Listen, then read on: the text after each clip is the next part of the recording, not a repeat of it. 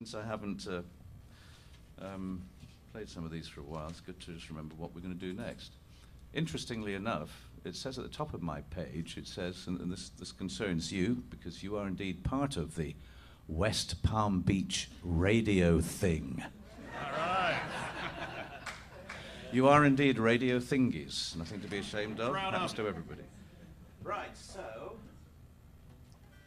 we'll do a bit of a flute inst coming up, but while I'm here, and you've got me on the spot, as it were, anybody got any wonderfully difficult to answer question you'd like to give to me? I see a lady down here is plucking up the courage, and the question is, madam, what?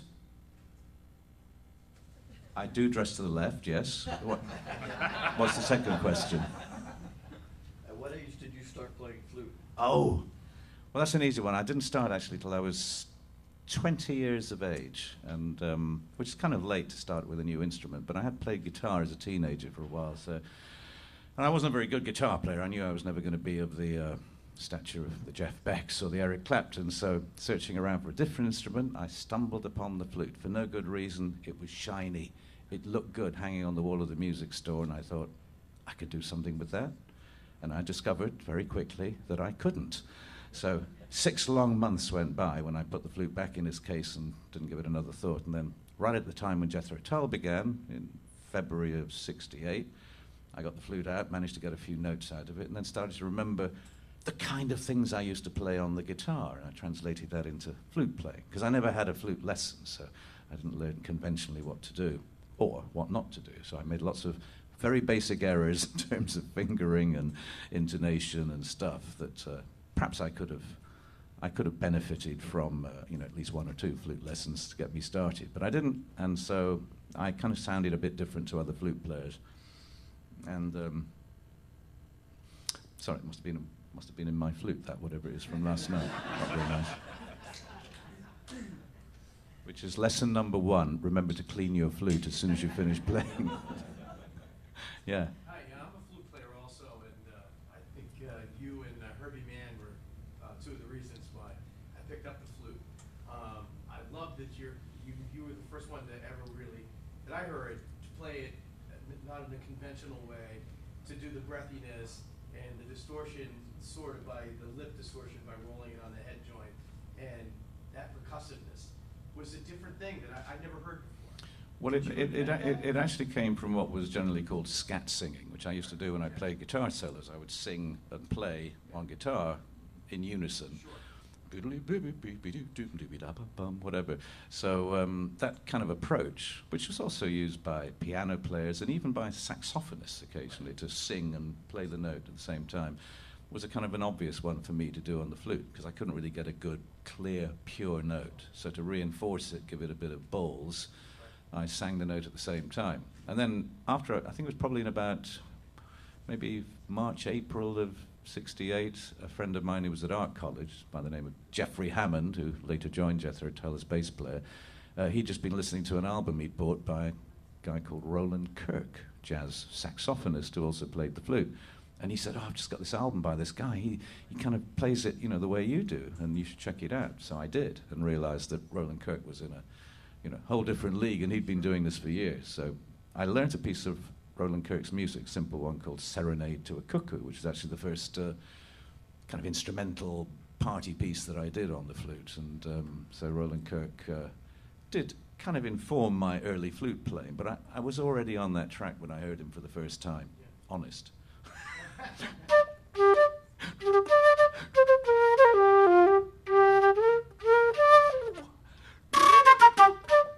Etc. That was Roland Kirk's Serenade to a Cuckoo.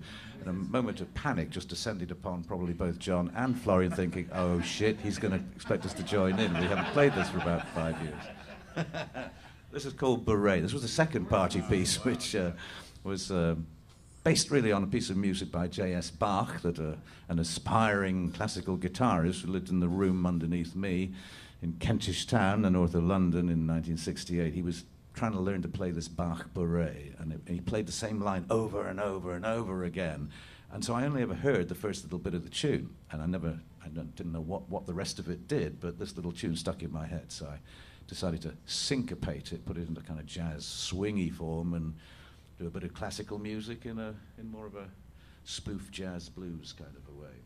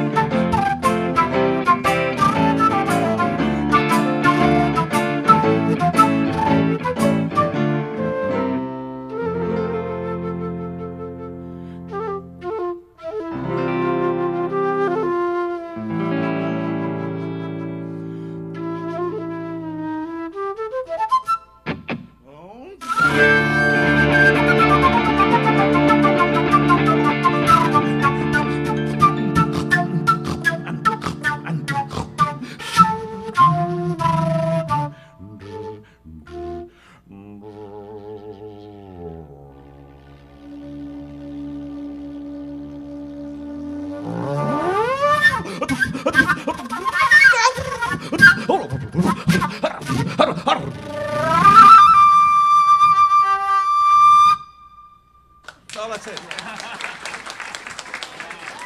I was waiting for something else to happen at the end, but there is no more. No, it's just me. That's right. Thanks very much. Bach's Beret there. Rough and ready, but there you go.